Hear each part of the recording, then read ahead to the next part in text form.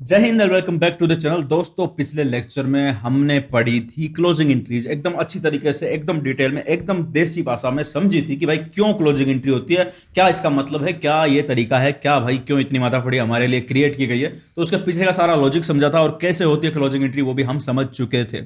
आज की जो है लेक्चर उसमें हम एडजस्टमेंट एंट्रीज पढ़ेंगे, एडजस्टमेंट एंट्रीज। और ये मैंने बताया था कि एडजस्टमेंट एंट्री जो होती है वो हम करते हैं कुछ एक स्पेशल आइटम के लिए। मैं थोड़ा सा कलर बदल लो भैया। Done for special purpose for special transaction, यानी कि कुछ स्पेशल पर्पज होता है अकाउंटेंसी में, कुछ स्पेशल ऐसे ट्रांजेक्शन होते हैं जिनके लिए हमें एडजस्टमेंट एंट्री करनी पड़ती है। नाम सुन के ये खतरनाक लग सकती है लेकिन बहुत सिंपल चीज है। देखो, कुछ एक हमने बहुत दिमाग लगाया अकाउंटेंसी में, रूल बना दिए, गोल्डन रूल बना दिया, ये बना दिया, वो बना दिया, भाई इतने सारे चीजें बना दी, उसके बाद भी कुछ एक ऐसी चीजें बच गई जो कवर नहीं कर पाए हम, यानी उनको भाई लाना जरूरी था खातों में ताकि हम कर सके क्या, रिपोर्टिंग। मैंने बताया था ना, अकाउंटिंग का उद्देश्य सिर्फ एक ही है और उसी उद्देश्य के लिए सारी माथाफोड़ी की जा रही है और वो है रिपोर्टिंग की। जो प्रॉफिट एंड लॉस है वो हम सही सही दिखा सकें हर साल का, ठीक है। यानी ये एकदम सही से सही आए, जितना सही आए उतना अच्छा। तो उसी के लिए हम माथाफोड़ी सारी करते रहते हैं। उसी माथाफोड़ी में से एक माथाफोड़ी है एडजस्टमेंट एंट्री की। तो मैंने क्या बताया कि भाई बहुत दिमाग लगाया लोगों ने बैठ के कि अकाउंटिंग में ये भी डाल दें, वो भी डाल दें, ये भी एंट्री इंक्लूड कर दें, वो भी एंट्री इंक्लूड कर दें, रियल अकाउंट इंक्लूड कर दें, पर्सनल अकाउंट इंक्लूड कर दें, और जो है हमारे नॉमिनल अकाउंट इंक्लूड कर दें। सब कुछ इंक्लूड करने के बावजूद भी कुछ अकाउंट्स ऐसे थे जो बच गए, जो स्पेशल टाइप के थे, जो नॉर्मल नहीं दिखते लोगों को। तो वो नहीं दिखते तो लोग उनको भूल जाएंगे, क्योंकि भाई अगर मेरे पास कोई उधार सामान लेके जाएगा तो उसकी मैं एंट्री क्या करूंगा बताओ मेरे को। मैं उसका नाम लिखूंगा, जैसे मान लो मोहन मेरे पास लेके गया तो Mohan account debit to sale, ये मैंने एंट्री कर दी क्योंकि भाई मेरे आंखों के सामने से लेके गया। तो मैं फिर रोक नहीं पाऊंगा ना अपने आप को, एंट्री जरूर करूंगा मैं। लेकिन कोई ऐसा ट्रांजेक्शन हो जो मुझे दिखे ही नहीं भाई पूरी साल में, लेकिन वो हो रहा है, लेकिन वो ट्रांजेक्शन ऐसा है जो होता है लेकिन दिखता नहीं है, यानी स्पेशल है, स्पेशल ट्रांजेक्शन है। और स्पेशल पर्पज जो उसका वो क्या है कि उस ट्रांजेक्शन को भी मैं इंक्लूड करूं और उससे मैं सही से प्रॉफिट और लॉस निकाल पाऊं अपना, तो उसको भूल नहीं जाए इसके लिए स्पेशल ये डाल दिया कि भाई एडजस्टमेंट एंट्री नाम की भी कोई चीज होती है भाई, इसका भी ध्यान रख लेना खाते बनाते टाइम, इसको मत भूल जाना, ठीक है। तो फिर इसके लिए एडजस्टमेंट एंट्री बनाई गई। अब क्या होती है एडजस्टमेंट एंट्री, कौन से ट्रांजेक्शन होते हैं उनका हम देखेंगे एग्जांपल के साथ में। और आज की ये वीडियो जो है समझ में आ जाएगा एडजस्टमेंट एंट्री के बारे में सब कुछ। तो इस चीज से डरते हो ना, बिल्कुल नहीं डरना, क्योंकि अब ये क्लियर होने वाली है एकदम। चलो एग्जाम्पल देखते हैं इसके। मैंने बताया कुछ एक ऐसी चीज होती है जो नहीं दिखाई देती है भाई, अंधे हो जाते हैं लोग, उनको नहीं दिखती। तो हमने लिख के बोला कि भाई इनकी एंट्री कर लेना, इनको भूल मत जाना, ये दिखेगी नहीं तुमको, क्योंकि ये नॉर्मल नॉर्मल नहीं होती है। चलो बात करते हैं सबसे पहले स्टॉक की। स्टॉक की एडजस्टमेंट एंट्री होती है सबसे पहले। क्यों होती है भाई? क्योंकि देखो, स्टॉक कोई ट्रांजेक्शन नहीं होता है। स्टॉक स्टॉक क्या होता है मैं समझाया था, मैंने जब मैंने अकाउंटिंग टर्मिनोलॉजी समझाई थी उसमें स्टॉक समझाया था। तो प्लेलिस्ट के हिसाब से चलते आ रहे हो तो बहुत बहुत बधाई हो, नहीं चलते आ रहे तो जाओ प्लेलिस्ट के हिसाब से चलते चलते आओ, क्योंकि अभी मैं हर चीज को फिर से डिटेल में नहीं समझा सकता। तो स्टॉक वो माल होता है जो हमारे पास बच गया, जो माल हमारे पास में बच गया, जो हमने या तो बनाने में काम में नहीं लिया दूसरे माल को। जैसे मान लो हम बिस्किट बनाते थे और हमारे पास चीनी आटा ये सब बच गए, साल का लास्ट आ गया, लास्ट दिन आज 31 मार्च आ गया, और आज हमारे पास में जो बच गए चीनी आटा वो हमारा हो जाएगा क्लोजिंग स्टॉक। यानी आज हम क्लोज करें अपने अकाउंट को, मैंने बताया साल के लास्ट में क्लोजिंग एंट्री होती है, तो अकाउंट क्लोज हो रहे हैं तो क्लोजिंग स्टॉक ही बच जाएगा, लास्ट वाला जो स्टॉक हो गया जो हमने काम में नहीं लिया अब हम अगले साल में काम में ले लेंगे। तो स्टॉक ही होता है, ठीक है। लेकिन स्टॉक का कोई ट्रांजेक्शन होता नहीं है। ट्रांजेक्शन तो परचेज का होता है भाई मेरे। हम माल जो खरीद के लाते हैं वो परचेज अकाउंट में हम डालते हैं उसको, ठीक है, और बेचते हैं उसको सेल में डालते हैं। तो स्टॉक नाम से तो कोई भाई होता ही नहीं अकाउंट, लेकिन ये लिखना भी जरूरी है। क्यों? ताकि देखने वाले को ये पता चले, क्योंकि अकाउंटिंग का पर्पस तो भाई रिपोर्टिंग ही है ना, हमेशा यही रहेगा, यही है माथाफोड़ी की जड़ जो है ना, वो यही है रिपोर्टिंग। यानी देखने वाले को सब कुछ पता चले, वो खातों को देखते ही समझ सके इस बिजनेस में क्या हो रहा है। तो उसको पता चलना चाहिए ना कि भाई इतना माल इनके पास अभी पड़ा है गोदाम में, ठीक है। तो वो दिमाग लगा सके, हाँ भाई इतना माल पड़ा है तो इसका और भी कुछ बनाएंगे, ये तो आगे और भी करेंगे धंधा, ठीक है। तो वो समझ में आया, तो उसके लिए स्टॉक दिखाना बहुत जरूरी है। अब स्टॉक दिखाएं कैसे भाई मेरे, कैसे दिखाएं, क्योंकि इसका तो कोई ट्रांजेक्शन हुआ ही नहीं। तो इसीलिए हम इसकी डालते हैं एडजस्टमेंट एंट्री। एडजस्टमेंट एडी लिख दो एडजस्टमेंट को, है ना, एडजस्टमेंट एंट्री डालते हैं स्टॉक की, ठीक है। स्टॉक की एडजस्टमेंट एंट्री डालते हैं, इसको ट्रेडिंग अकाउंट में दिखाते हैं ताकि कोई भी हमारा ट्रेडिंग अकाउंट देखे देखते समझ जाए कि भाई इतना माल इनके पास में बच गया है, और जो माल बच गया है वो हम अगली साल काम में लेंगे, इसलिए हम उसको इस साल का प्रॉफिट या लॉस निकालने में काम में लेंगे नहीं, उसको अगली साल काम में लेंगे। मैं समझाऊंगा ट्रेडिंग अकाउंट में कैसे इसका ट्रीटमेंट होता है, लेकिन सबसे पहले देखेंगे एंट्री कैसे करते हैं। ट्रेडिंग अकाउंट याद है ना, क्लोजिंग एंट्री मैंने समझाई थी, क्लोजिंग एंट्री जिसमें सारे टेम्परेरी अकाउंट को ट्रांसफर करते हैं, तो वहां पे स्टॉक भी ट्रांसफर किया जाएगा। कैसे होगा देखो, स्टॉक को करेंगे हम डेबिट, क्योंकि स्टॉक हमारी असेट होती है, स्टॉक अकाउंट डेबिट। और ये पहली बार एंट्री कर रहे हैं हम, ये बुक्स में था ही नहीं था। क्योंकि हम पहली बार लेके आ रहे हैं इसको, ठीक है, ये ट्रांजेक्शन दिखता नहीं है, इसको लाना पड़ता है। तो stock account debit to trading account, ठीक है। अब जितनी भी एंट्री, जितने रुपए से मान लिया हमारे पास 50,000 रुपए स्टॉक बच रहा था, तो हमने 50,000 से एंट्री कर दी, ठीक है। अब ये ट्रेडिंग अकाउंट में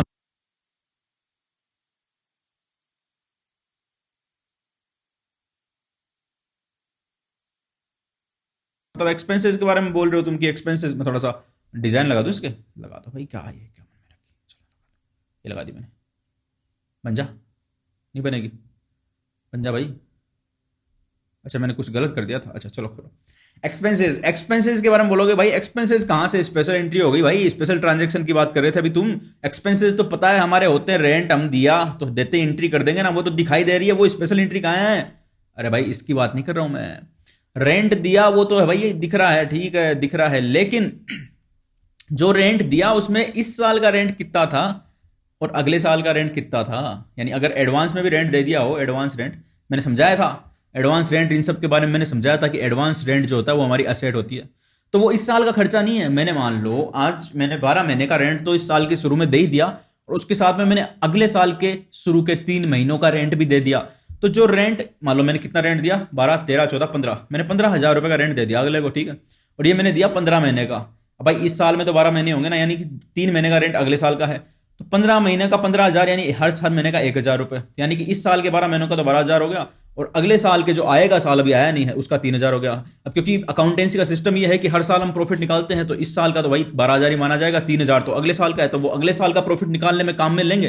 लेकिन चुका तो इस साल दिया, तो कुछ ना कुछ तो ऐसा करना पड़ेगा कि वो इस साल के प्रॉफिट निकालने में नहीं आए, यूज में नहीं आए, क्योंकि अगर इस साल के प्रॉफिट निकालने में यूज में आ गया तो फिर सारा सिस्टम गड़बड़ा जाएगा भाई। क्योंकि पीरियड कंसेप्ट जो ना, अकाउंटिंग पीरियड कंसेप्ट वो खराब हो जाएगी। हमारा जो इस साल के खर्चे हैं हमें सिर्फ वो ही लेने हैं काम में, अगले साल के खर्चे अगले साल काम में लेंगे। तो उसके लिए उसको इस 3,000 रुपए के खर्चे को अगले साल में भेजने के लिए हम करेंगे एडजस्टमेंट एंट्री। तो एक्सपेंसेस में 2 टाइप के एक्सपेंसेस होंगे, एक तो आउटस्टैंडिंग एक्सपेंसेस होंगे, कौन से, आउटस्टैंडिंग, और एक होंगे एडवांस एक्सपेंसेस।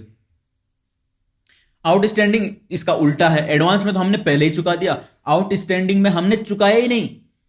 मतलब रेंट भाई चुकाना था इस साल में 12 महीने का, हमने चुकाया ही नहीं, तो चुकाया ही नहीं तो क्या हम खर्चे लिखेंगे नहीं क्या हमारे खातों में। अकाउंटिंग का एक कंसेप्ट आपने और पढ़ा होगा, अक्यूरल कंसेप्ट, यानी कि जो हम एंट्री करते हैं वो कैश पेमेंट के बेसिस पे नहीं करते, बल्कि खर्चा इनकर हो गया क्या उसके बेसिस पे करते हैं। तो रेंट तो भाई हमने नहीं चुकाया, इसका मतलब ये है क्या कि चुकाएंगे नहीं, वो तो लेके जाएगा हमारे पास में, लठ लेके आएगा, वो कूट के ले जाएगा, वो लेके तो जाएगा, यानी देना तो पड़ेगा। तो भाई अकाउंट्स में हमने लिखना तो पड़ेगा, बाद में चुकाएंगे पर चुकाना पड़ेगा। और क्योंकि वो इस साल से रिलेटेड है, इस साल से रिलेटेड, तो इस साल की किताबों में हमें लिखना पड़ेगा, क्योंकि पेमेंट अब नहीं किया है हमने, कैश में पेमेंट नहीं किया, बैंक से पेमेंट नहीं किया, तो हमने ये एंट्री तो की नहीं होगी, rent account debit to bank, है ना, ये एंट्री की नहीं होगी। लेकिन इसको लिखना पड़ेगा भाई, बुक्स में लाना पड़ेगा, क्योंकि प्रॉफिट लॉस तभी तो सही से निकलेगा ना, कि हमको पता है भाई इस साल में रेंट लग गया 12 महीने का, अब चुकाएं कभी भी उससे मतलब नहीं है, वो रहेगा इस साल का ही। तो उसकी क्या एंट्री करेंगे, तो वो यहां पे देखेंगे आउटस्टैंडिंग में, ठीक है। जो चुकाना था नहीं चुकाया, और जो चुकाना था उससे ज्यादा चुका दिया, दोनों चीज देख लो। आउटस्टैंडिंग में क्या एंट्री करेंगे, क्या रेंट अकाउंट को तो डेबिट कर दे, क्योंकि इस साल का रेंट था हमने चुकाया नहीं, कोई बात नहीं, अब हमने डेबिट कर दिया तो ये बुक्स में तो आ गया, ठीक है। टू, अब टू में भाई बैंक करें कैश करें, ये तो कर नहीं सकते, क्योंकि हमने ना ही तो बैंक से चुकाया ना ही कैश से चुकाया, चुकाया ही नहीं है रेंट, तो हम लिख देंगे टू आउटस्टैंडिंग रेंट, ठीक है। Rent account debit to outstanding rent. जो रेंट अकाउंट है वो नॉमिनल अकाउंट है, नॉमिनल अकाउंट का रूल होता है कि debit all expenses and losses, तो रेंट हमारा एक्सपेंस है, हमने इसको डेबिट कर दिया। आउटस्टैंडिंग रेंट जो है, इसका मतलब होता है कि हमें ये रेंट चुकाना है, ये हमारी लायबिलिटी है, ये हमारा दायित्व बन गया कि ये हमें चुकाना ही पड़ेगा। और जो उधार होता है, उधार हो गया एक तरीके से, हमको किसी का उधार ले लिया, हमने चुकाना ही पड़ेगा।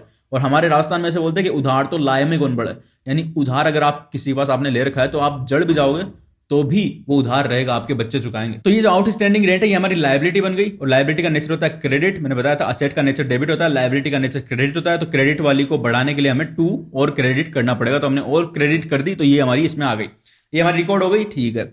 अभी एडवांस की एंट्री क्या करेंगे भाई, एडवांस रेंट की, यानी कि जो 3 महीने का एक्स्ट्रा हमने चुका दिया था उसको इस साल से हटाना है, हमको इस साल से हमें हटाना है। तो हम क्या करेंगे, उसको हम यहां पे लिखेंगे advance rent account debit to rent. To rent करने से क्या हुआ भाई, रेंट का जो है रेंट खर्चा है उसका नेचर डेबिट होता है, उसको क्रेडिट हमने कर दिया तो वो हट गया उतना, कितने से करेंगे 3,000 रुपए से, क्योंकि मैंने बताया ना वो एग्जांपल मैंने दिया था, 15,000 टोटल रेंट चुकाया, अगले साल का 3,000 था, इस साल का 12,000 था, तो 3,000 से हमने हटा दिया। और एडवांस रेंट क्या हो गया, एडवांस रेंट का मतलब भाई कि मैं तुम्हारी बिल्डिंग में रहा ही नहीं हूं, है ना, और मैंने 3,000 का रेंट तुमको दे दिया, तो ये मेरी संपत्ति है, ये मेरी असेट बन गई। क्योंकि अगर मान लो मेरा विचार बदल जाता है कि मुझे नहीं रहना और मैं तुम्हारी बिल्डिंग छोड़ के जाता हूं, तो मैं तुम्हारे पास में वो पैसे वापस भी लेके जाऊंगा, ये मेरा अधिकार है, मैं थोड़ी दूंगा तुमको। तो ये मेरी एक असेट है। जब तक मैं वो 3 महीने नहीं रह लूं तब तक वो मेरी असेट बन के रहेगी। मैं 3 महीने रह लूंगा, वो मेरी असेट खत्म हो जाएगी, क्योंकि मैं रह लिया अब हिसाब बराबर। तो उसको असेट मानेंगे हम। तो एडवांस रेंट को डेबिट करेंगे और रेंट अकाउंट को क्रेडिट करेंगे। ये एक्रूड एंट्री हो गई, ठीक है।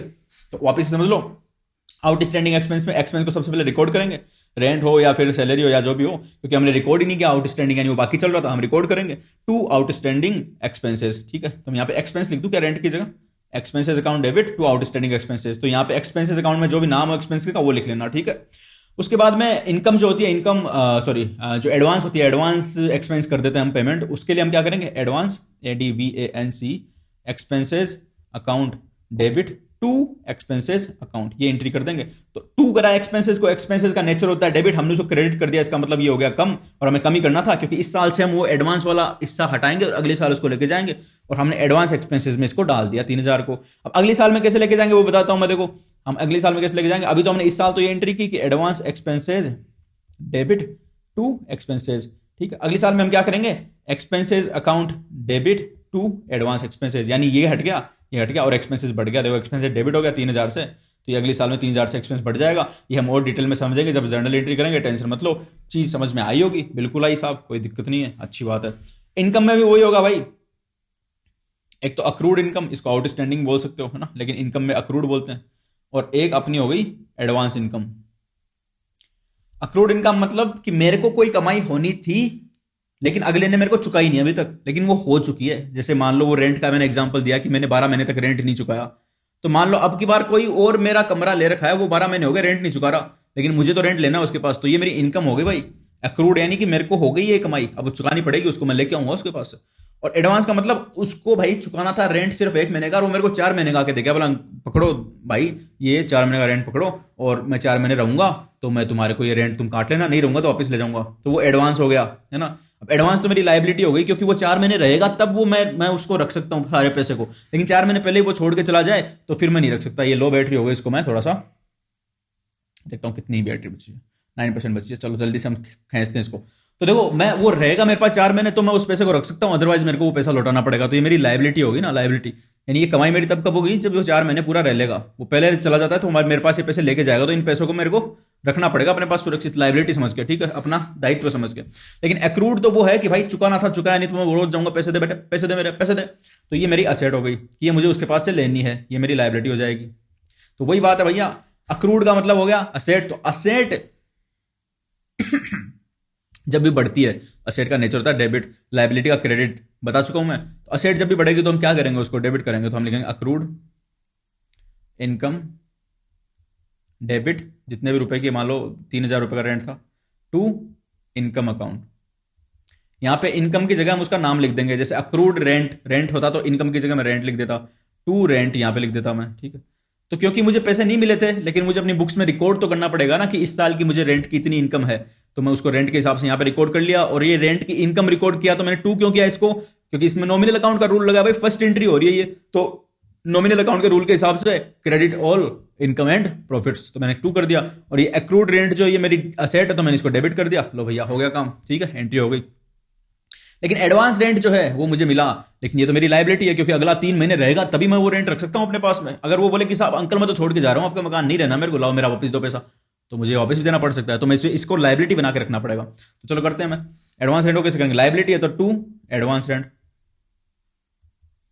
अभी यहां पे देखो, यहां पे तो मिला ही नहीं था, अक्रूड का मतलब उसने मुझे दिया ही नहीं, एडवांस का मतलब उसने मुझे ज्यादा दे दिया, तो मैं यहां पे रेंट अकाउंट को डेबिट कर दूंगा,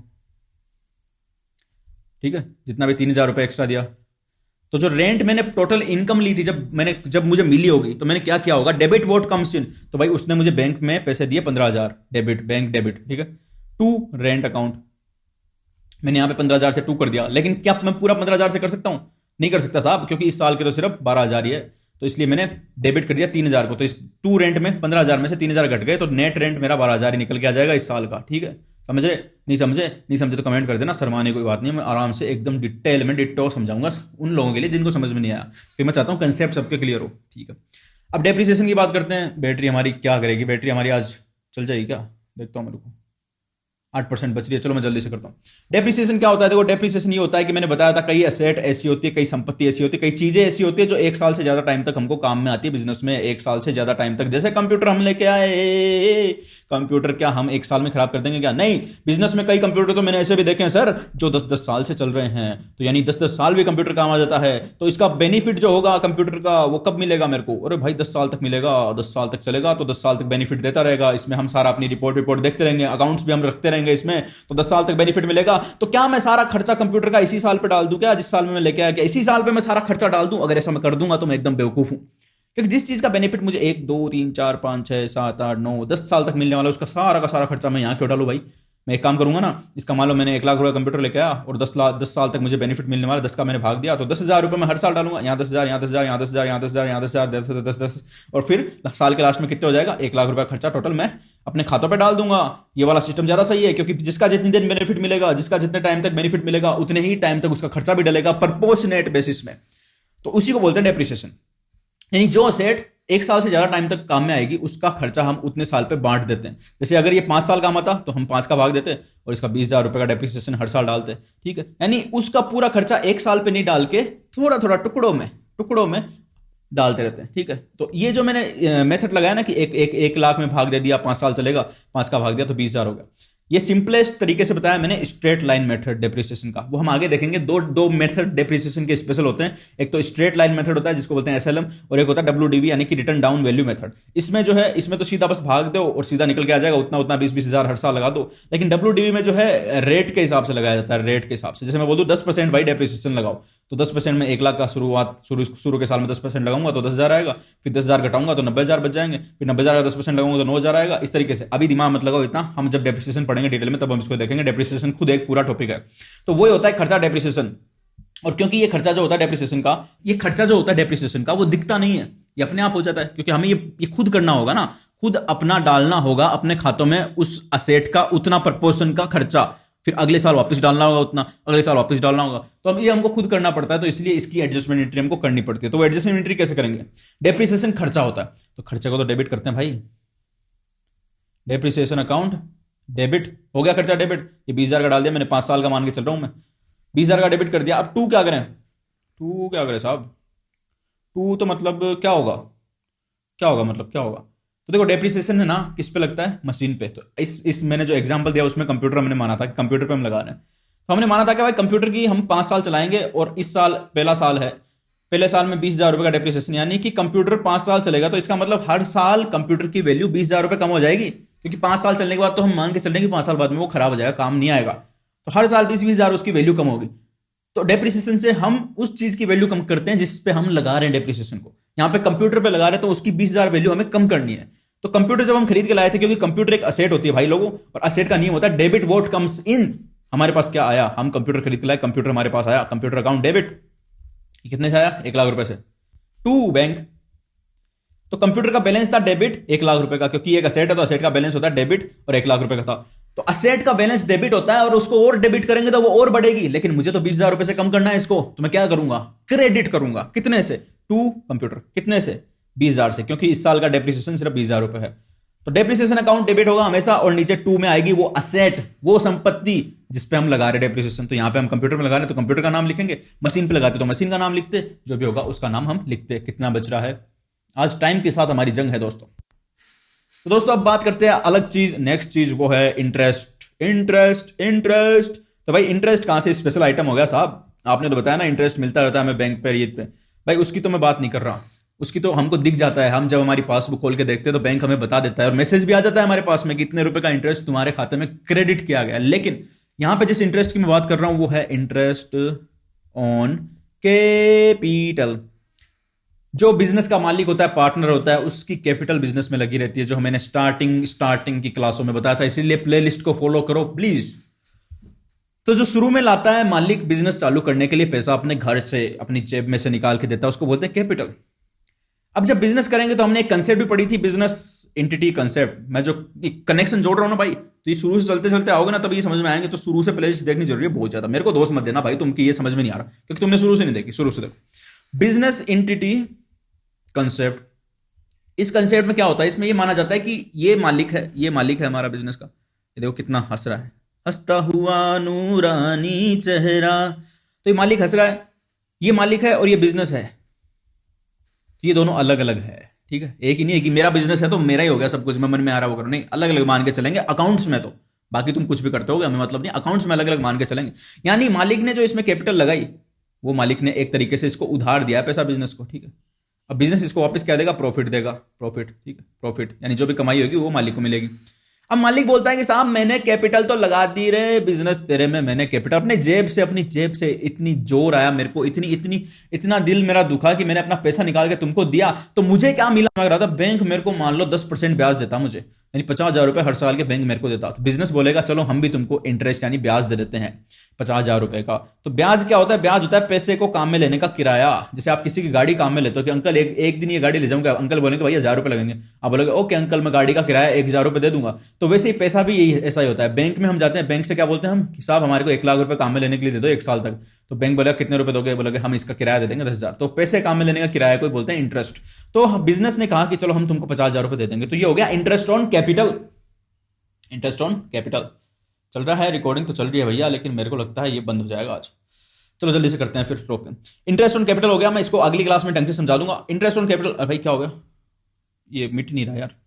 इंटरेस्ट ऑन कैपिटल हो गया, और दूसरा होता है इंटरेस्ट ऑन ड्राइंग्स। यानी ये तो बिजनेस में मालिक ने कैपिटल लगाई तो उस पर हम उसको ब्याज देंगे, लेकिन अगर वो कैपिटल को बिजनेस में लगी हुई है जो पहले से 5 लाख रुपए लगे हुए थे, मालिक बोलता है कि साहब इनमें से मैं निकाल के ले जाता हूँ 40,000 रुपए।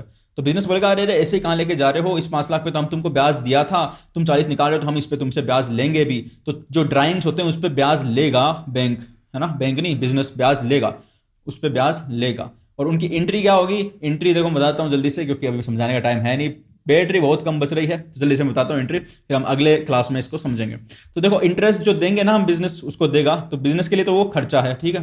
तो खर्चे को हम डेबिट करते हैं, तो interest on capital debit to capital account. ये कैपिटल क्यों क्या वो अगले में देखेंगे अपन, ठीक है ना। और जो हम उससे ब्याज लेंगे मालिक से जो उसने ड्राइंग्स किए उस पर, तो क्योंकि वो हमारे लिए इनकम होगी, तो इनकम को हम टू इंटरेस्ट ऑन ड्राइंग्स, है ना, यहां पे कर देंगे कैपिटल अकाउंट को डेबिट। ये कैपिटल अकाउंट डेबिट क्यों हो रहा है, क्या हो रहा है, ये सब अगली क्लास में देखेंगे, क्योंकि अभी बैटरी डिस हो रही है। तो thank you very much for watching the video, and share करिए अपने दोस्तों के साथ में जो भी पढ़ रहे हैं, साथ में कॉमर्स सीखना चाहते हैं, क्योंकि हर चीज़ कंसेप्ट से मैं समझाना चाहता हूँ, जितना अच्छा हो उसको उतना कम समझाऊंगा। कमेंट जरूर कीजिएगा, कुछ समझ में नहीं आया तो मैं नेक्स्ट वीडियो में सारी चीज़ों को और भी डिटेल में क्लियरफाई कर दूंगा। Thank you very much, good bye.